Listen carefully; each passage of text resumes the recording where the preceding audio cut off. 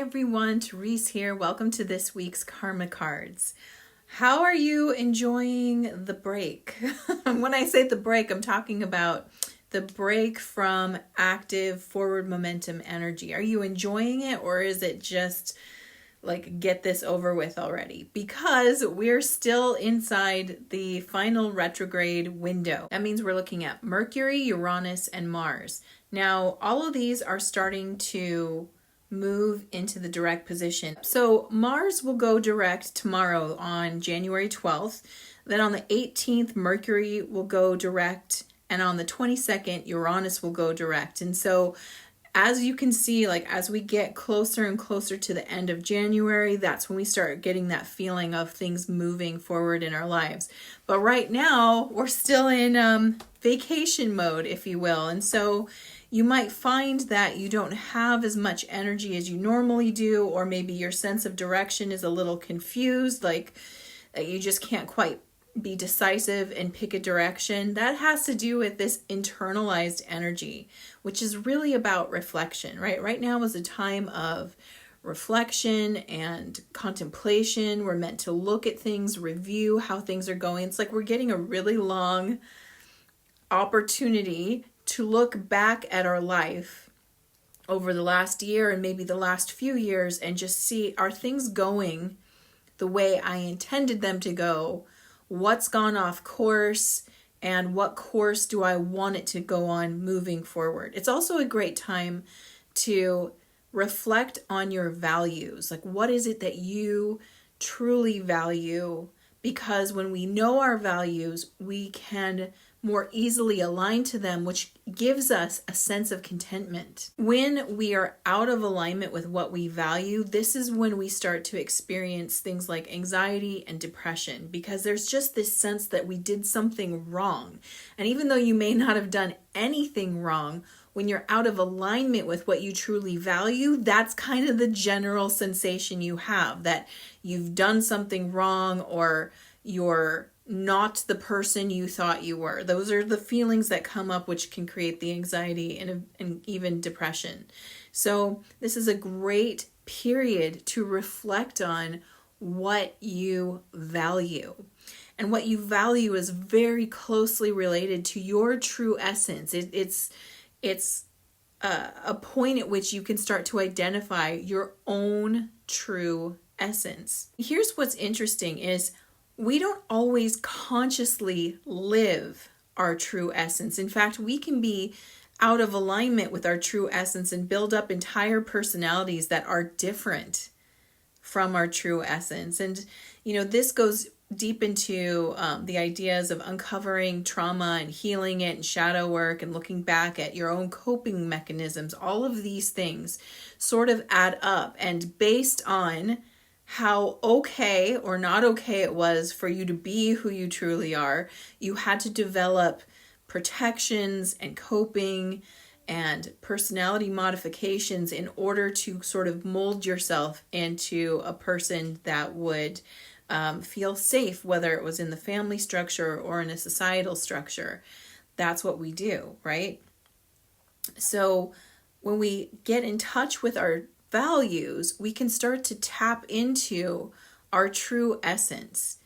And speaking about your true essence, I thought it would be an interesting topic to talk about our power animal, the animal that we actually relate to. And the way I'd like to talk about this is to touch on the different densities of consciousness. Now, if you've been with me for a while, then you know about the densities of consciousness. There's a great video that you can look at here where I go over that. And I would also encourage you to check out the material, The Law of One, which goes into very deep detail about the densities of consciousness and what happens at each density. Also, Dolores Cannon's material is great for figuring out the densities of consciousness and the human, or our soul experience rather. The human experience is only part of our soul journey, right? So I'm going to paraphrase and try to really simplify some complex material, but I encourage you to look at those materials, as it'll give you in-depth analysis and understanding of what we're talking about. But on a simple level, right, we have what we can sort of track as 7 densities of consciousness within this sort of experience, and then there are of course infinite levels. So it's this never-ending spiral experience that goes on infinitely. But within this particular cluster of experience, what I mean by that is like the things that we have some conscious awareness of, like for example elements and plants and animals and stars and planets and things like that. Within this kind of understanding we have of the universe, there's about 7 densities of consciousness we can go through. And according to both the Law of One and Dolores Cannon's material, we go through all of them. We will go through all of them, no matter where we are natively from. So we also have sort of a home vibrational consciousness that our soul spark was born in. And then we choose to develop a soul signature. And our soul signature sort of represents this entire experience that we go through within these different vibrations of consciousness. So again, let's talk about soul signature really briefly. So soul signature is different than spirit, right? So a great example of this is if your soul signature were a stained glass window, then spirit would be the light that shines through it. And that's how you can kind of differentiate the two. Spirit shines through everything. It's the thing that's running everything. It's the thing that's giving consciousness to all. It is the all and the nothing, right? That's spirit, and we all have that. Soul signature is the combination of experiences that you've had ever since the soul spark, the soul inception, that sort of created a perspective with which you experience the universe. And if you think about it, we're all a filament of source or God. We're all a filament coming off the great infinite creation. And so each of these filaments, when a filament's created from the ultimate source, when it's projected out from that place, this is to experience consciousness through a set of experiences that will bring back the information that makes up you on all levels, right? So it's a huge journey that you go on. And when we look at, so now we're coming back to essence, because your soul signature represents essence. And not only do we have a human experience, we go through every density of consciousness. So it is said that at the first density of consciousness, this is sort of a presence, if you will. It's not really even a consciousness like you and I would think about it right now, but a presence. And usually this can take the form of like a element or a mineral. And so we'll spend a lifetime, and in these lifetimes I've heard it's like thousands to even millennia of years. Like that's how long we can be in this first density form existing. When you leave the first density and graduate to second density, you take that elemental or mineral energy with you. That is now a pane in your stained glass window. It's coloring your perspective. Imagine if you started as hydrogen and that was your first density experience. As you move forward, you hold the memory of hydrogen, and what you choose next will have a correlation to hydrogen. So this is where we get into a second density, and this is where like trees are a second density organism, and so are animals. Animals exist in the second density of consciousness, right? So when I say density, this is the rate at which our consciousness is moving. So that means you moved into, you could have had a tree life and an animal life, you probably into flower life and to plant life. You've had all of these as part of your soul signature, and they help to inform and shape the perspective with which your soul experiences all that is. And so I wanted to focus at the animal part right now, because that gets to today's what's a little different about and fun about today. So let's look at the animals in a second density consciousness. An animal in second density consciousness is basically having a group consciousness experience. It does not, at second density, we do not articulate individuality. We have no ego. We don't sense separation, right? So when you see horses and a horse, the horses gather together, they sense themselves as horse. Not I'm a horse, you're a horse. It's horse. It's all horse. So all horse would be sharing horse consciousness. Same with wolf and bee. And you can actually see, I'm choosing a few that particularly work in groups. But it would apply to like leopard and lion and cougar as well. They would still see themselves as lion or cougar, not a lion. A specific lion, right? They're sharing a consciousness, and you can see it by how they work together. They take in the others as them. They see them as one with each other. So they move with each other and they think with each other, right? So that's why it's like we're only as strong as our weakest member. That's very true in second density, and the way that consciousness works is it works to preserve all.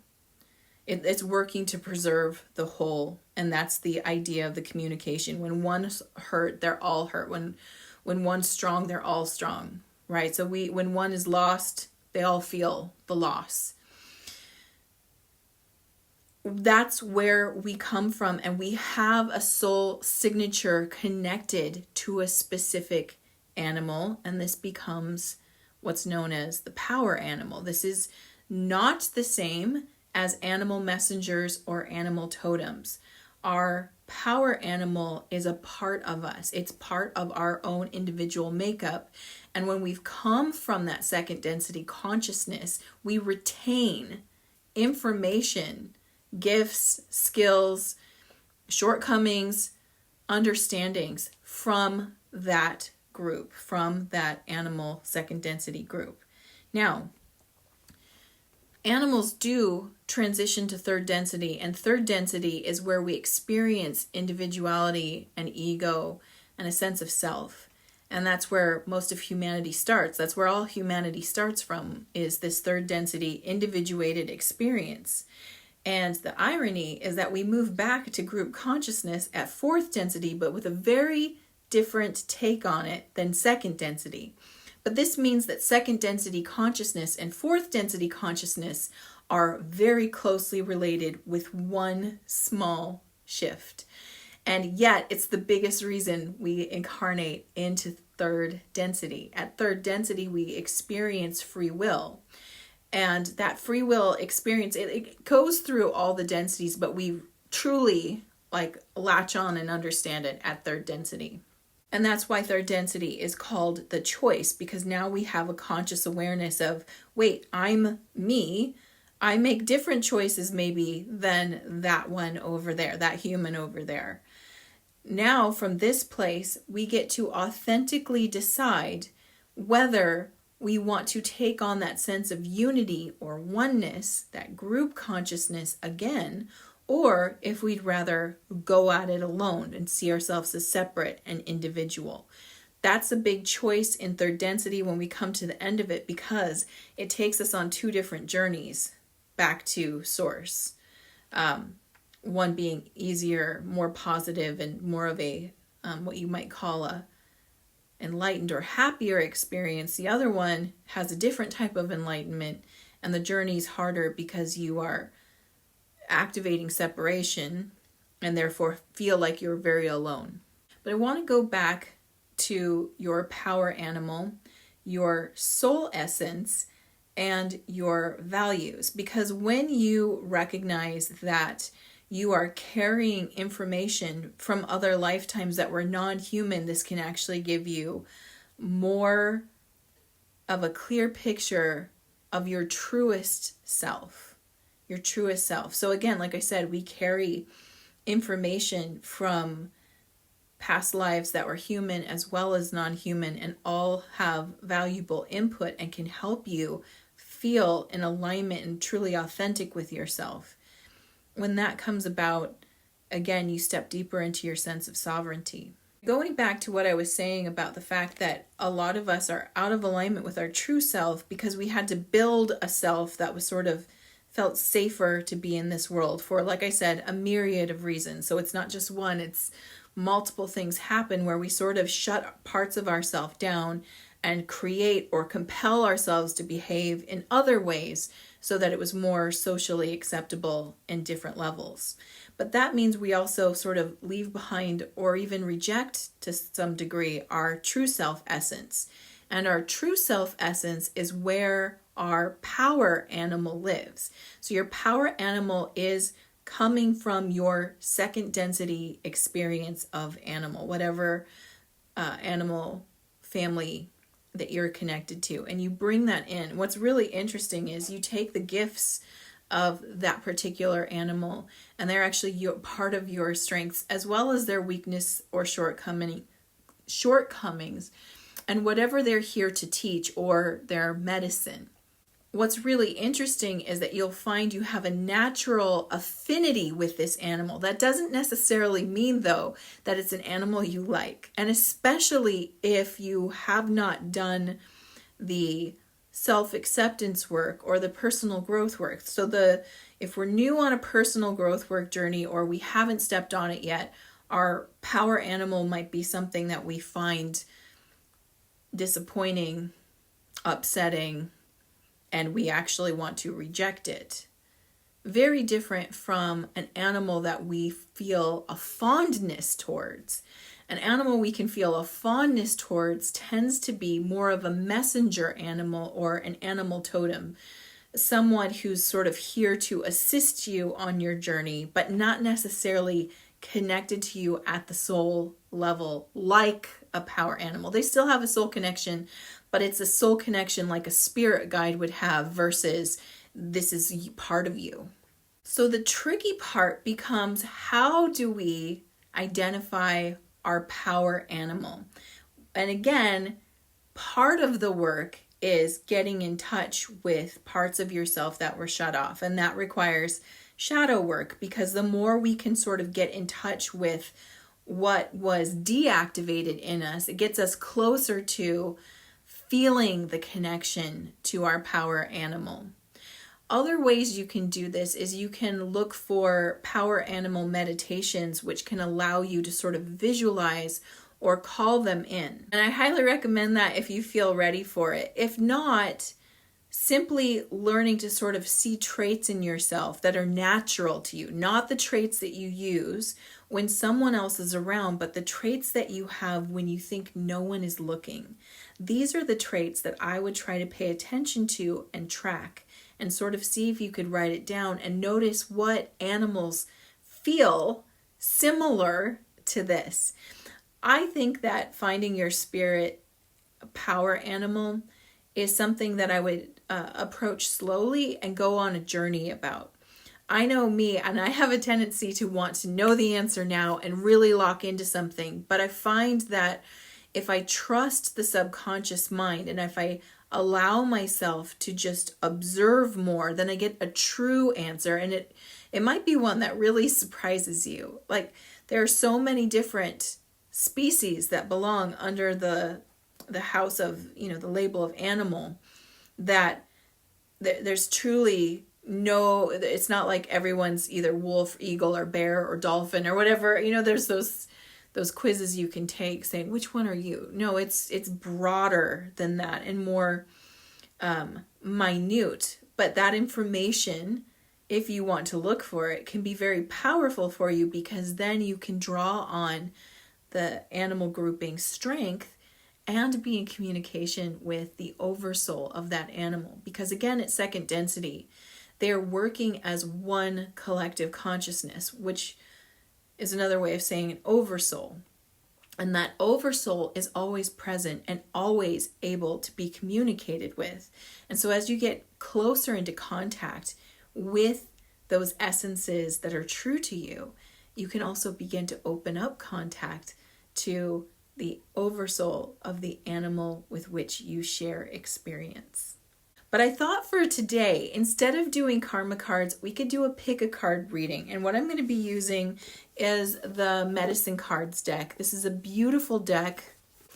It's been around for a long time. I'm not sure of its original print date. When I look at the revised printing here, or expanded printing, it says 1988. But I sense it's been around longer than that. But these are the cards right here. So I thought we could do animal medicine cards. I find these to be a very potent deck, and I've already asked my team what messengers wish to come forward, and I have 3 messengers that have come forward, and so they all have an interesting message to share for you. Mostly it looks like they want to share something for you to work on during this time, okay? So these animal messengers all have come forward in the contrary possession, which means reversed. So they're asking you to work on something. And so what I'd love for you to do right now is simply tune in with your intuition and feel whether it's card 1, 2, or 3. So take a moment and feel it. 1, 2, or 3. All right, when you've picked your number, go ahead and you can use the menu in the description to skip forward to your selection if you'd like, or of course you can listen to all of them, because I think all of them are going to have something amazing to tell you. So let's give it a start. All right, so if you've chosen card number 1, you chose Contrary Butterfly. And Contrary Butterfly has a message for you around working on transformation. So her message is a simple one. What she wants you to know is that it's time to make a change in your life, and it's something that you're either refusing to see or you're avoiding looking at. So it's a change that you already have an intuitive sense of. It's a nagging feeling about something that you need to shift, and it's time to address it. It might be something like needing to make a change in relationship. It might mean that you need to just stop what you're doing and take a break. It might mean a need for freedom in some way. So she wants you to know that it's time to make this, and it's time to also look at what's keeping you from making this change. Is it just because your change is scary and you feel afraid? Or is it because you're favoring comfort over growth right now? She's asking you to borrow her strength. Her transformation wasn't necessarily the easiest one. I mean, she literally has a meltdown inside a cocoon and becomes primordial goo and imaginal cells to create herself into an entirely different being. But she wants you to know that she has the courage to face it, and so do you. And if you're avoiding this change, you've simply forgotten how brave and courageous you truly are. She also wants you to know that when you emerge from your cocoon, it's just not you. It's not just you that will change.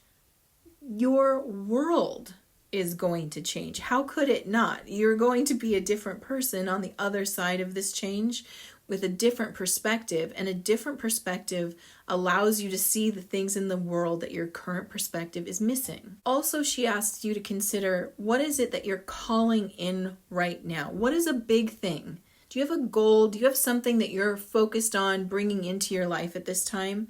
Because she wants you to remember, you're going to have to change who you are to get it. If that thing was to come to you right now, you'd already have it. Right? So if that thing was in a vibrational match to you, or the experience or person was a vibrational match to you as you are in this moment, you'd already have it. So if you're still moving towards something, if you feel like this is a thing I need in my life, she reminds you that you're going to have to change to match it. And that's when it will come in. Okay, if you chose card number 2, you chose Contrary Frog. Frog is about the energy of cleansing. So Frog's acknowledging that maybe your life doesn't feel as clean as you'd like it to be, or maybe it feels like you literally slipped and fell in the mud. Frog says there seems to be a resistance on your part to clean the gunk out of your life. If you think about it, there's a similar theme going here between Frog and Butterfly, but this is asking us to say, hey, you got some crap going on in your life and you haven't cleaned it out yet. there's resistance there. Crap can show up in a lot of different ways. It can show up as people who use and abuse you. It can show up as low self-esteem causing you to make poor choices. It can be caused by negative thought patterns, that you keep repeating negative thoughts, like thoughts about lack or fear of loss and things like that you're continuing to use. And even though you might acknowledge that they're there, you haven't done that work to get over them. You're repeating it, or you're allowing it, meaning like if you have an energy vampire type person in your life, a person that every time you're around them, they're just draining the crap out of you, but you still hang out with them. That's an example of holding on to the mud rather than cleaning it out. Frog's asking you to step back and be an observer of your life. If you could step back and look at your life right now, just step backwards out of your body and just look at what's going on. And no judgment when doing this. It's simply being observant. You would actually see the things that are blocking you from getting what you want, from feeling peace or having clear energy.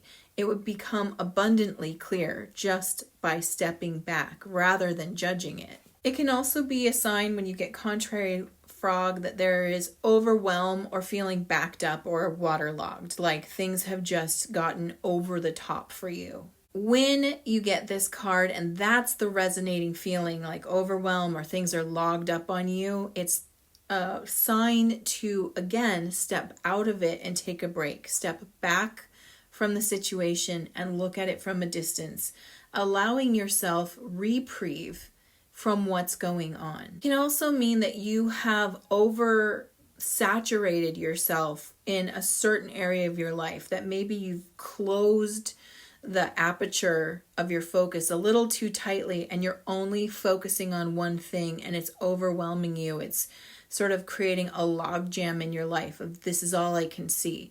So again, the message is about stepping back and seeing the bigger picture, or widening yourself with that understanding of either I'm holding on to stuff I shouldn't be holding on to, or I'm in a place of overwhelm, like things are just like I'm getting stuck in a way of thinking or in a way of viewing things. Maybe I'm in an echo chamber where I'm only hearing the same thing back to me, and that also makes me feel overwhelmed.